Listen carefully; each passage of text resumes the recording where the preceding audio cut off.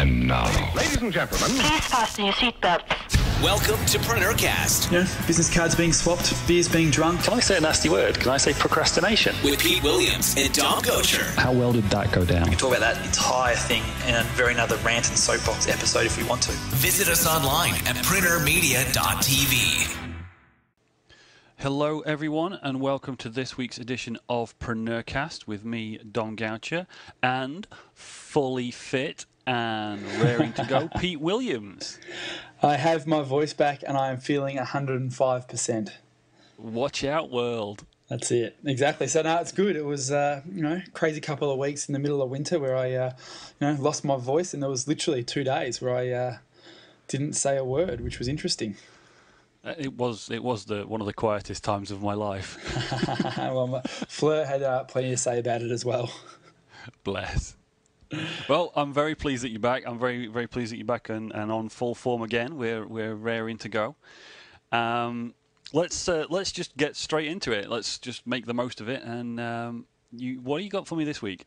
Well, I think, carrying on from something that kind of popped up in last week's show, continuity. I thought we could sort of chat about that as a model for a lot of businesses, whether you're online or offline, bricks and mortar type business. There's definitely some continuity opportunities for companies, and I think that's a really important thing to try and strive for and incorporate into your business somewhere, because if you can at least get to a point where the continuity revenue coming in on a monthly basis, which you can predict, can cover a good substantial amount, if not all, of your fixed overheads, you're in a pretty good position as a business. And obviously, a lot of businesses, it's all about getting new people in the door consistently and things like that. And we talk about that quite a bit inside Seven Levers about, having systems in place to automate the repeat sales to clients. But, that's having repeat marketing strategies and tactics and processes in place. But if you could just actually automate the revenue itself directly and not have to actually worry about the marketing and sales, you're one step ahead of the game. So that's sort of what I thought we could sort of chat about to a certain extent today. Cool. Okay, so I'm going to do my usual thing, because continuity is one of those words that within a certain circle of people, it means something. It really has almost a concrete meaning when you say it to certain groups of people. But in the wider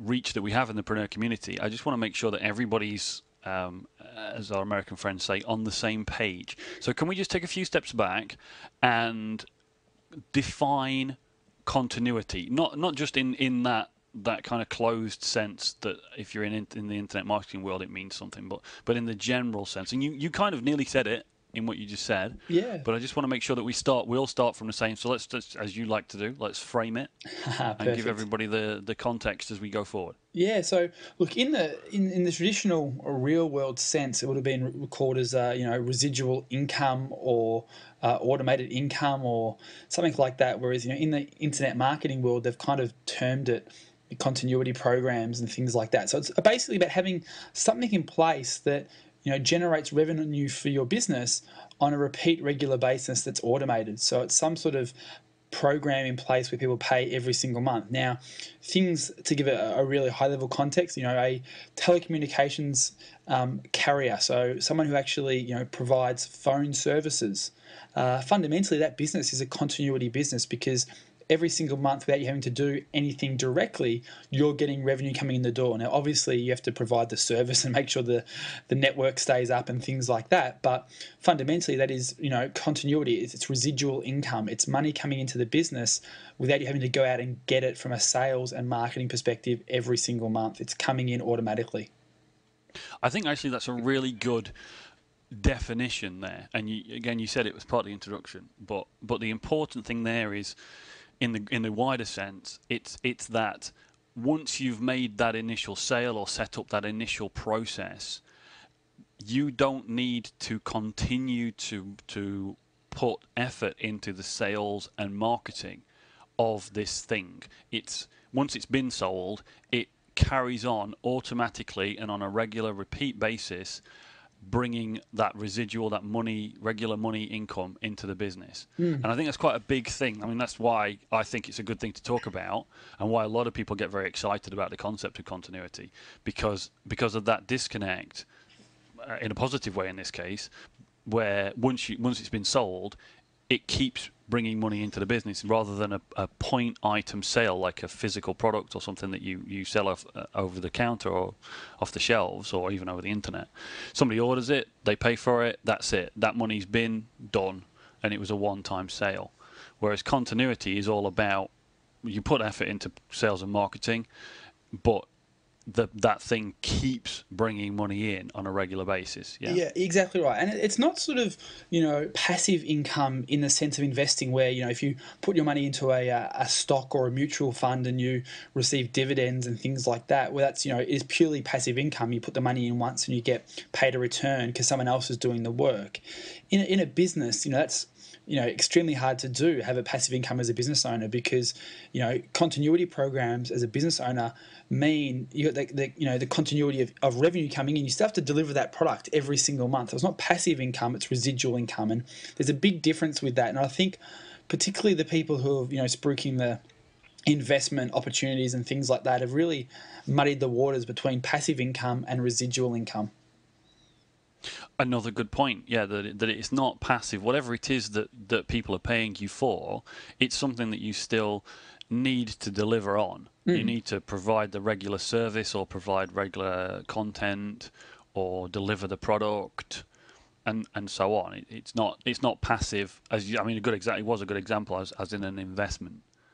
So look, there's plenty of different ways that I guess businesses can actually implement different forms and types of continuity programs. That's what I thought we could talk about throughout the show, sort of give a whole bunch of idea starters and little sparks of things that people can sort of look at, mold, adjust, and see how they can fit into their business, no matter what sort of business they're in.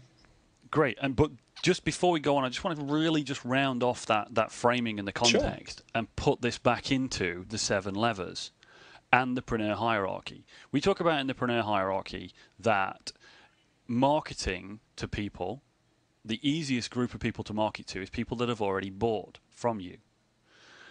Even easier, kind of sliding off the bottom of the Preneur hierarchy, is not having to market to them at all, which is really what we're talking about here. Once they are a customer, they continue being a repeat customer by this residual income.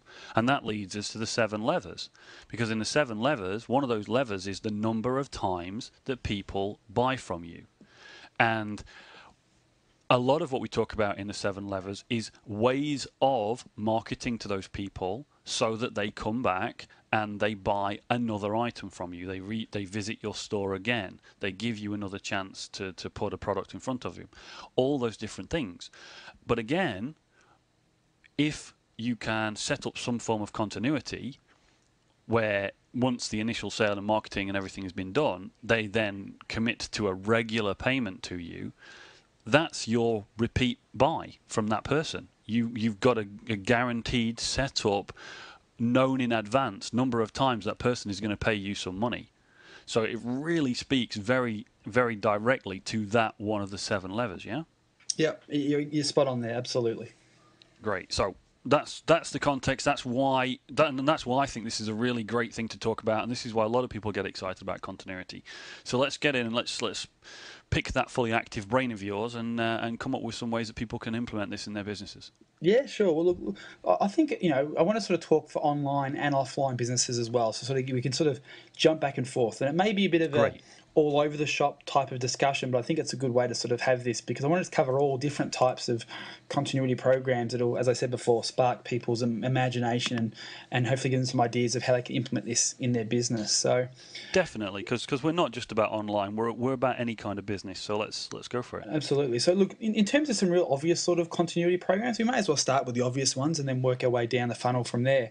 Things like online membership sites. That's a very much an obvious continuity program that gets spoken about quite a bit in the online, information marketing space, where it's like, work out and start a membership program. People pay to be a member every month, and then you deliver content advice in whatever particular niche or space you're in, whether it's business consulting kind of space, like our Preneur Platinum program, or it's some sort of knitting class where every month you give a different knitting advice of how to sort of do a cross stitch one month and things like that. That's the sort of perpetual continuity programs. Newsletters. There's plenty of newsletter subscriptions. Magazine subscriptions are absolutely a form of perpetual continuity, where you subscribe to a magazine, whether it be a Magcast iPad magazine, or whether it's a traditional magazine like Woman's Weekly or Mac magazine, or Runner's World, whatever it might be. That's a continuity program. And then there's newsletters as well. Obviously, there's plenty of companies that run newsletters that are a great way to get perpetual continuity income. So that's sort of gym memberships are another way. Netflix as a service is obviously a continuity type based model, where they have members pay every single month whether they use the service or not. So if you can have a continuity program where people pay whether they use the service or not, you're in a great position, because a lot of gyms make their money by having people not actually use a service, which is an interesting business model in itself. Yeah, I mean, they're all. I mean, that's a huge range of things there. And you did start off with the one that's best known in online circles, because the membership site. This idea that you have a piece of information, or a set of information that you deliver over time, and that people, or a service or whatever it is, and people pay you a regular fee. And yeah, and as you say, one of the things you can do with that is like we do with Preneur Platinum. You can have a membership where people are then in an inner circle. Exactly. And all these things are about providing some form of value to the person, whatever that value is, whether it's a product delivered on a regular basis, like the magazine subscriptions, which I think pretty much everybody has got some experience of. Yep. But in that case, the value proposition, this is, I think, just a little side angle on this. The value proposition is quite an important part of this. Let's look at magazines, which is a great kind of offline, real world, physical thing. Any kind of those subscriptions, like wine clubs, is another one. You said Netflix, which is where they deliver videos, and there's physical DVD services as well as the online video services, and it's all about the value. Part of the value is having it delivered to your door, the value proposition. But the other one, especially with magazine subscriptions, as we've seen, is you'll very often get a hefty discount off the cover price of the magazine if you commit to 12 months of subscription. Absolutely. Yeah? And one of those, I mean, I've been involved in the publishing industry, and I'm aware of what it takes to get a magazine out the door, both the physical paper version and now the electronic ones that we do through Magcast and the other people working with that platform.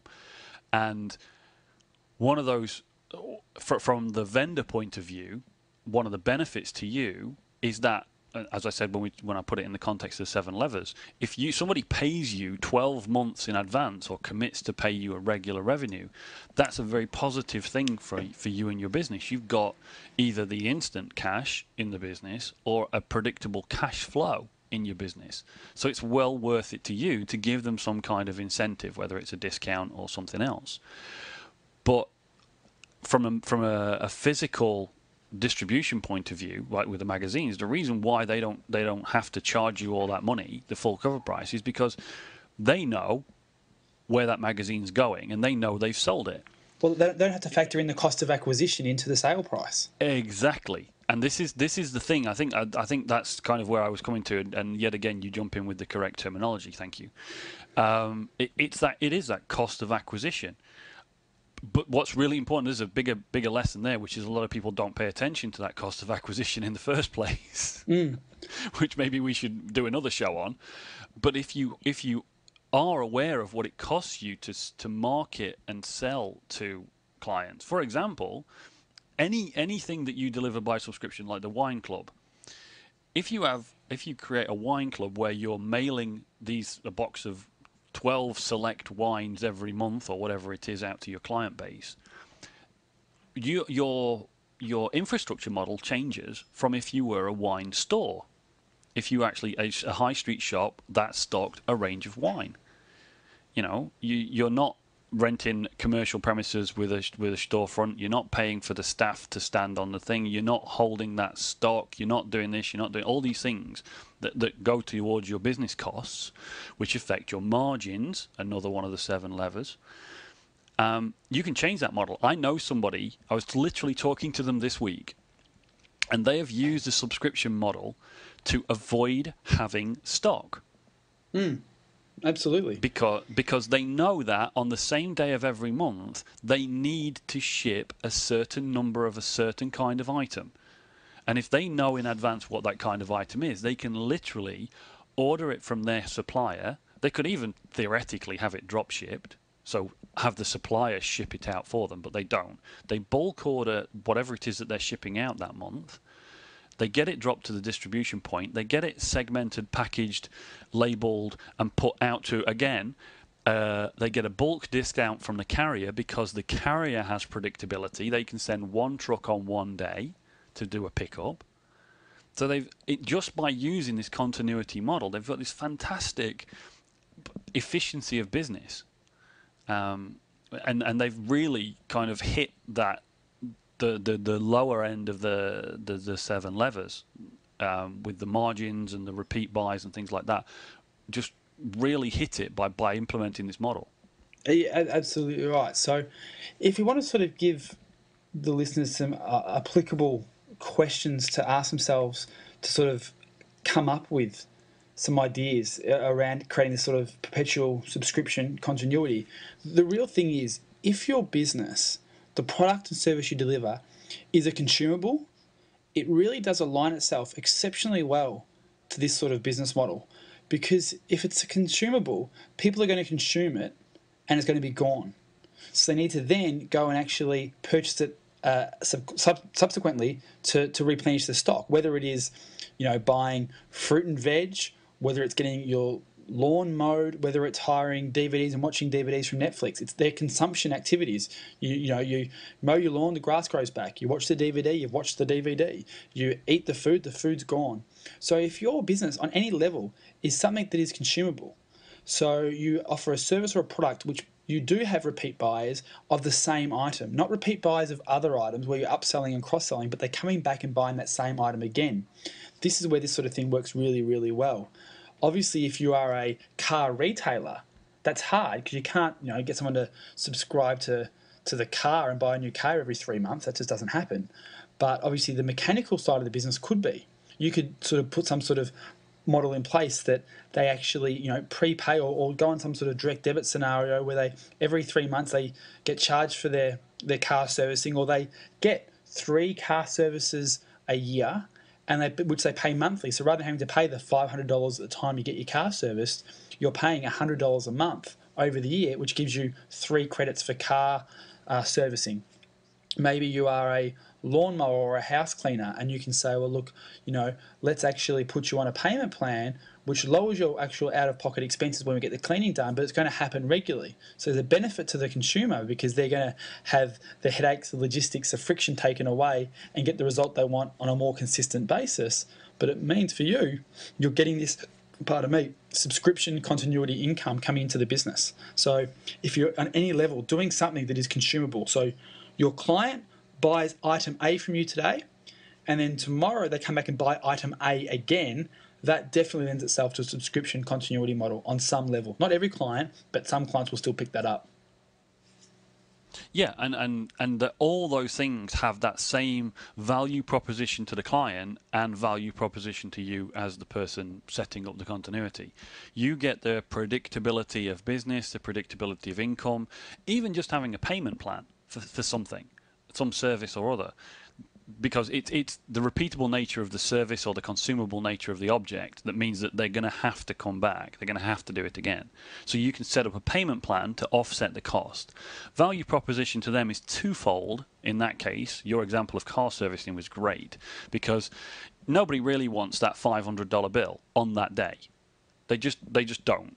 Because absolutely nobody, except for the statistically insignificant number, plan for a car service and put the money to one side every month. They don't do it. The normal consumer doesn't do it.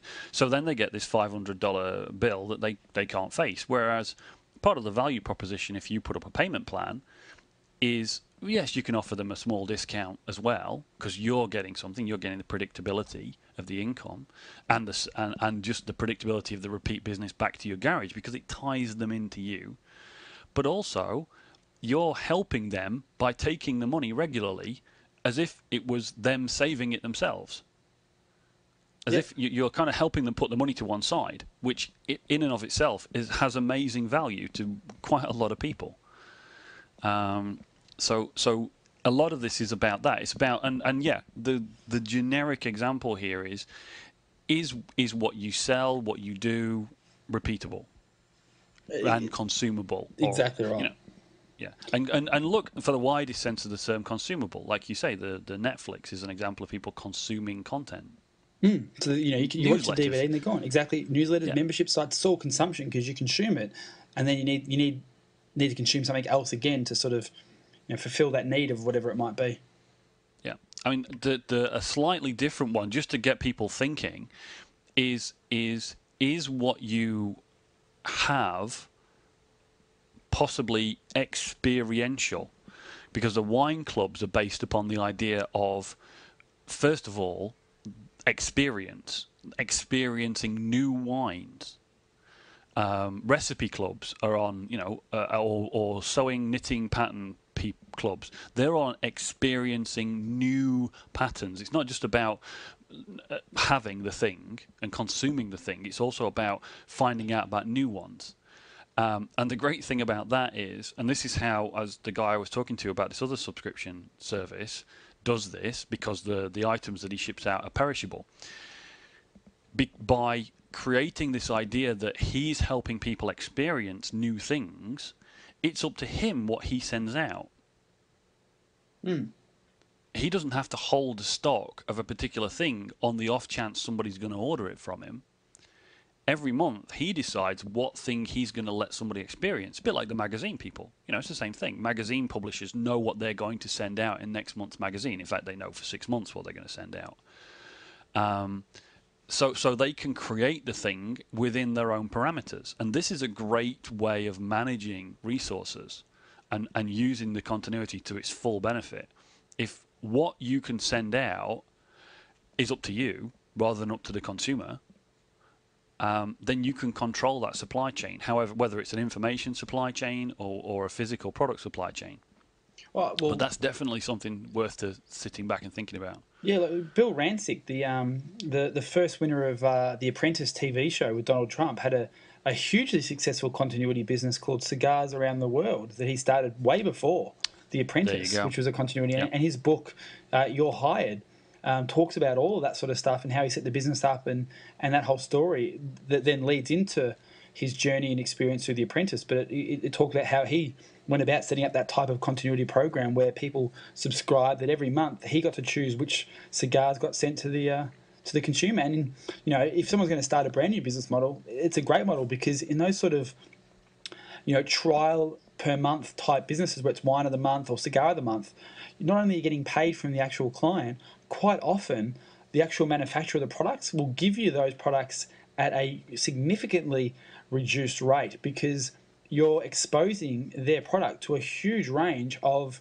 obviously, cigar enthusiasts or wine enthusiasts that will actually then go and buy it again. So you actually, quite often, the margins in those businesses are absolutely huge, because you're making fundamentally money on both sides of the transaction. You're getting paid by the end consumer, and you're getting paid in the sense of not having traditional raw input costs to buy the products, because the wholesalers are giving to them at next to nothing for the exposure. Absolutely. I mean, the secondary benefits of running a system like this can be huge.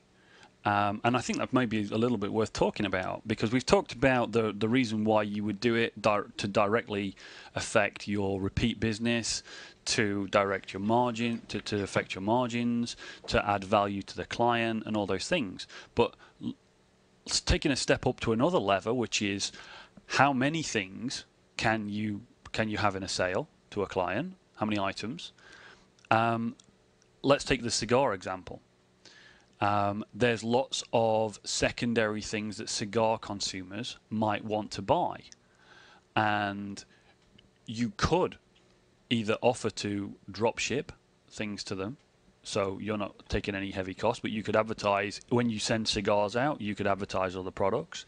You could advertise other products for other suppliers and take some form of commission payment for introducing those people.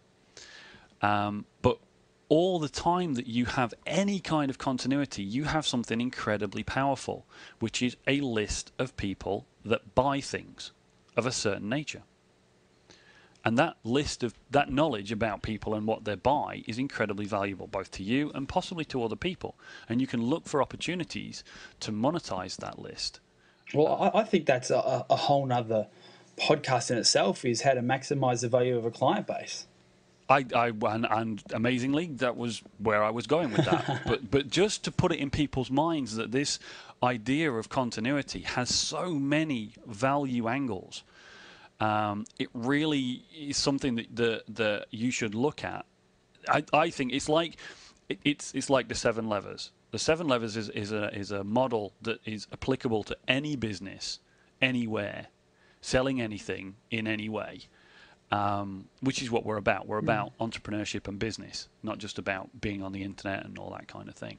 And I think that there's a place for some kind of continuity in pretty much every business as well. I mean, your example was, are you a gardener, a landscape gardener, a garden maintenance person? Do you mow lawns? Do you clean carpets? Do you do car services? We've talked about cigars, wine. Pretty much, there's somewhere for this as a model. So.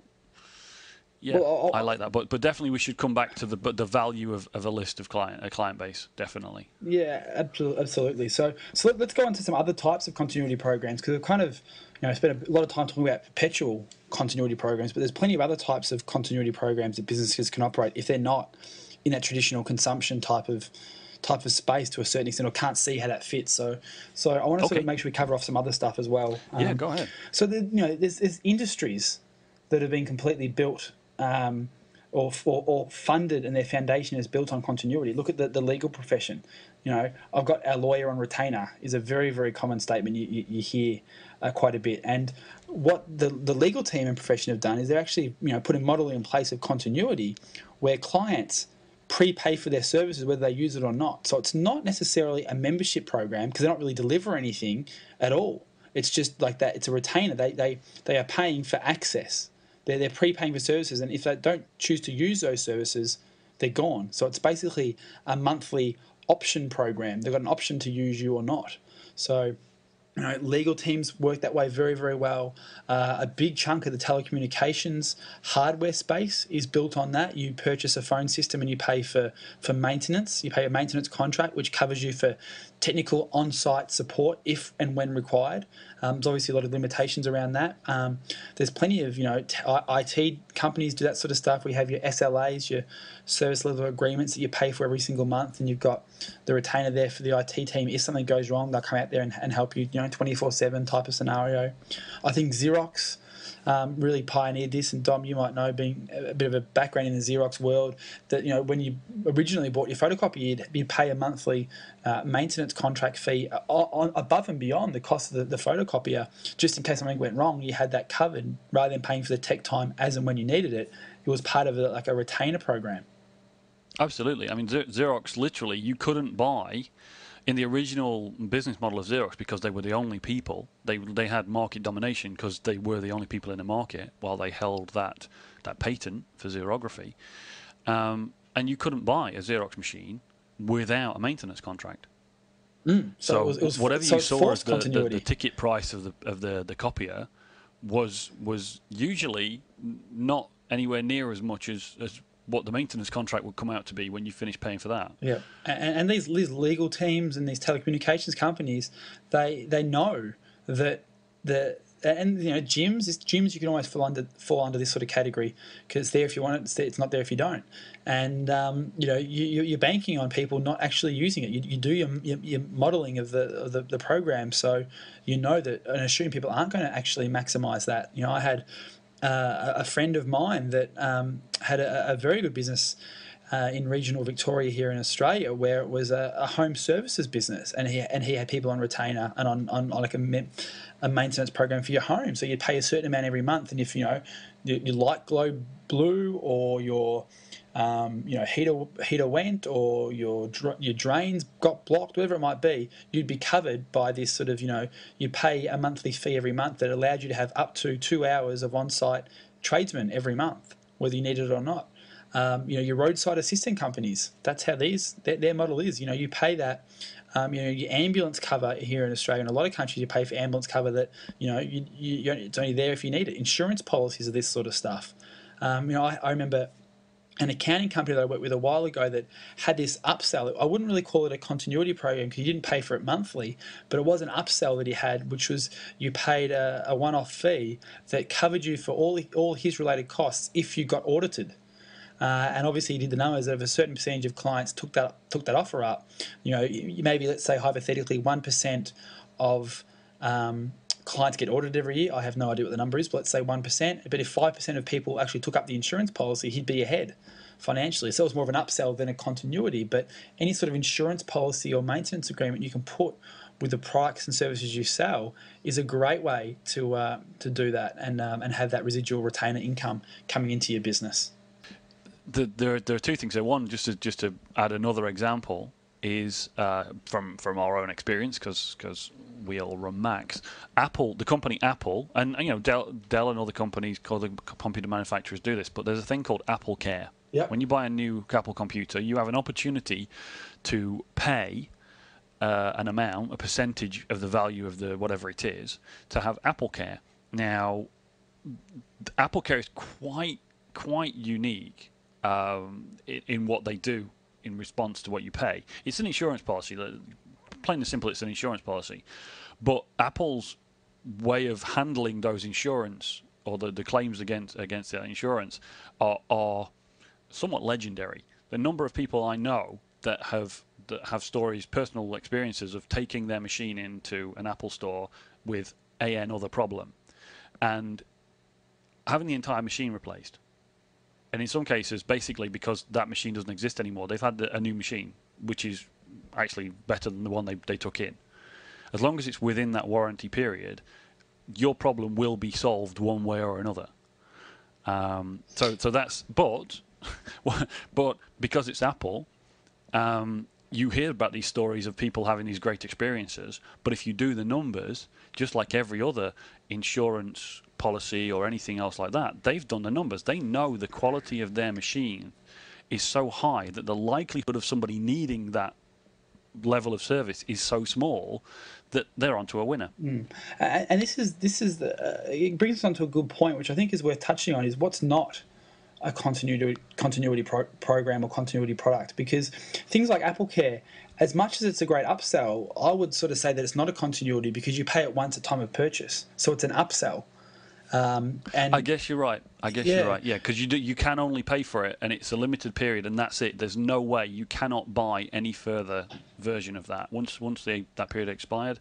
So yeah, it's an upsell. Sorry, good point. Well pointed out. A lot of people confuse this in terms of micro. What's termed micro continuity. Micro continuity. And what that fundamentally is a payment plan. So rather than getting people pay $1,000 for your product, they pay 10 equal installments of $100, and they get a tenth of the product delivered every month over those 10 months. And that's quite common in the information marketing space, where you rather than buying a 10 module course, you get drip fed over 10 months or whatever it might be. But to me, that is not necessarily a continuity product or a continuity program, because all you're doing... Not in the sense that we're talking about it now. Exactly right. And so many people confuse this because all you're doing is just changing the delivery of the product and the payment plan for the product. Continuity is all about getting money on a regular basis that you can bank on. Now, because by taking a product which is it's a once-off product, and delivering it in a spliced up sort of way, like a 10-week training program, and spreading that income out over 10 weeks, yes, you're going to be getting paid on a monthly basis, but all you're doing is deferring the income from that one sale. It's not actually a continuity where it's going to happen over and over and over again. And that's sort of the whole idea in my mind of what a continuity program is. It's perpetual in the sense that it's ongoing and never has an ending date. That's one type. You've got retainers where people do pay over a period of time. And you could argue that, a retainer is a once-off sale paid over 12 months. So you've got the perpetual type of stuff, and then you've got the retainer. But, obviously the retainer, it disappears, and at the end of that particular 12-month retainer period, people will most likely subscribe again.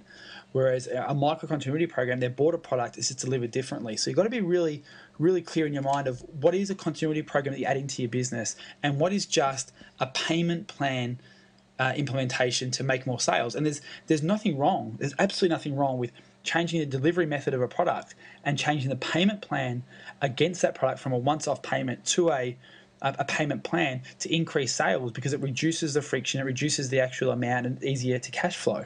So there's no reason that can't work. But the whole idea of a continuity is to sell somebody extra stuff. So that example I gave earlier about a mechanic who would normally, let's say, get a car service twice a year. So what you're doing is, if you put someone on continuity, you're actually fitting in a third.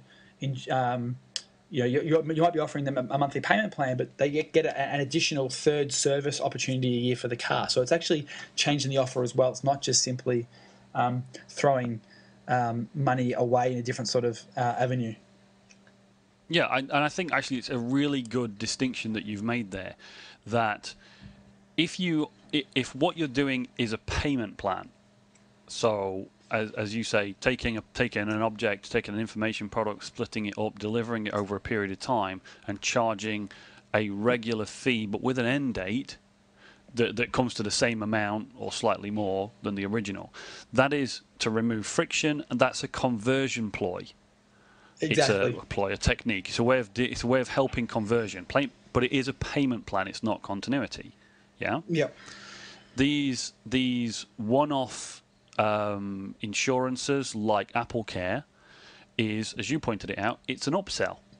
Mm-hmm. So that's talking to another one of the levers, but it's talking to items during a sale. Yeah, exactly. But it's not, again, it's not continuity.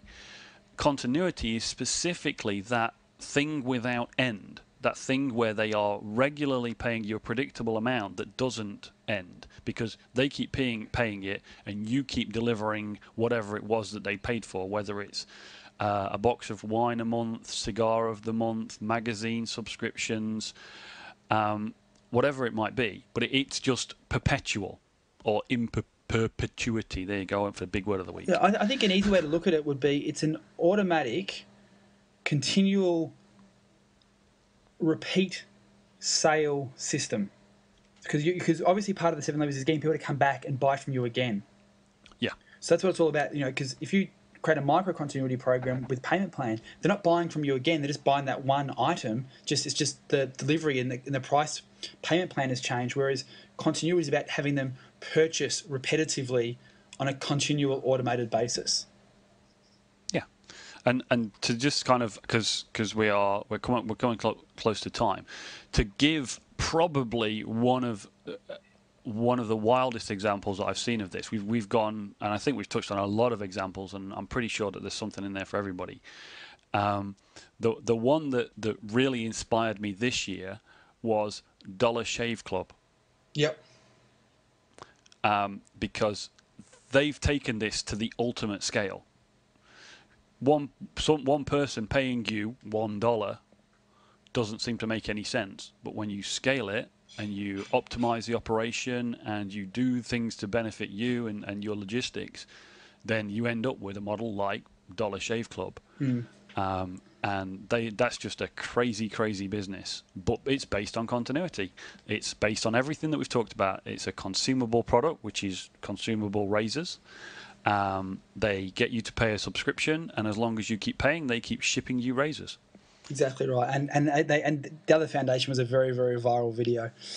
But before we close the show, there's one more type of continuity product or program I want to talk about, that if people don't have an idea or a spark right now of how they could create a continuity program in their business, start a VIP discount club. Simple, easy. People pay a fee, whether, ideally it's a continuity fee. They pay a monthly subscription of, let's say, $5 a month, $10 a month, $1 a month, something even just very, very small. But that payment allows them to actually get a continual discount. So people sort of often say, well, hang on, why would I charge someone to get a discount? Or why would someone pay to get a discount? Well, from a business perspective, you're locking that customer in. Even at a very low entry level of $1 a month, it's going to stop that person shopping. You're eliminating the competition, because if they've got that VIP card that they're paying for, they're going to come and use you and not a competitor. So you can give that discount away, because, as we spoke about before, you're removing the cost of acquisition in that scenario.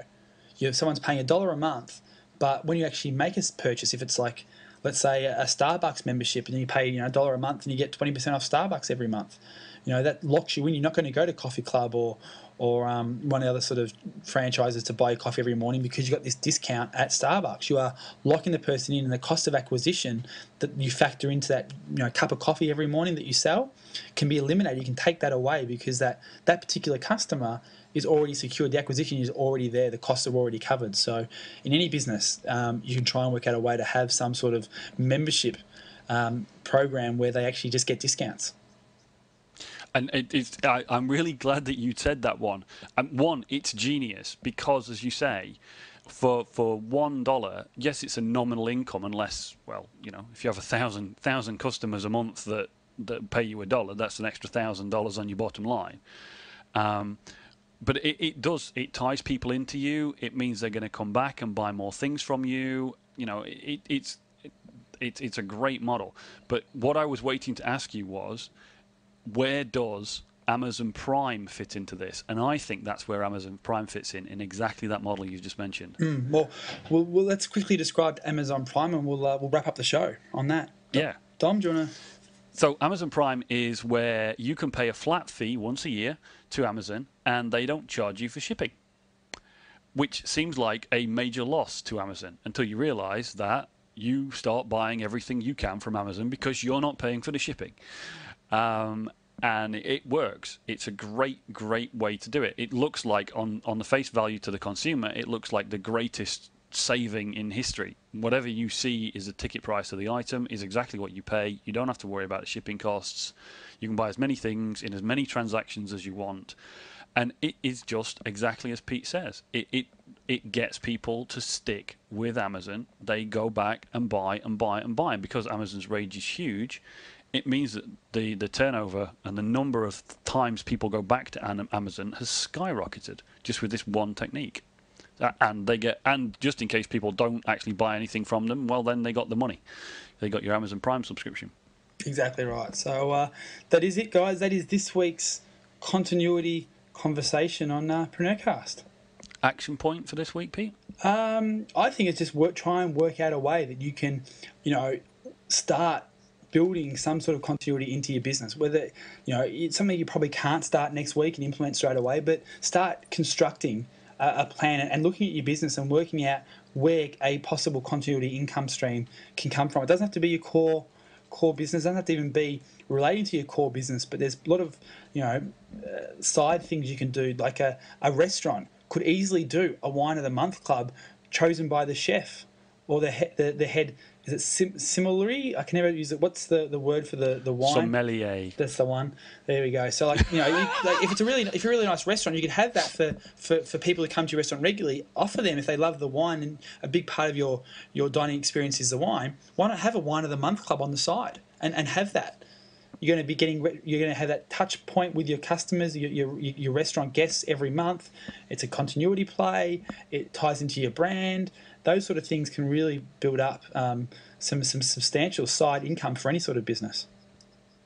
I think we could go on for ages with these ideas. So I think what we might do actually is this might spark off a conversation inside of Preneur Platinum. Absolutely. Let's start a thread off the end of this show, and we can have that conversation. That's great. Okay, folks. Well, that's it for this week. Trying to really stick to time this time.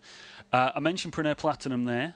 And just a reminder that the 7 Levers home study course is available at 7 Levers, that's number 7, 7levers.com.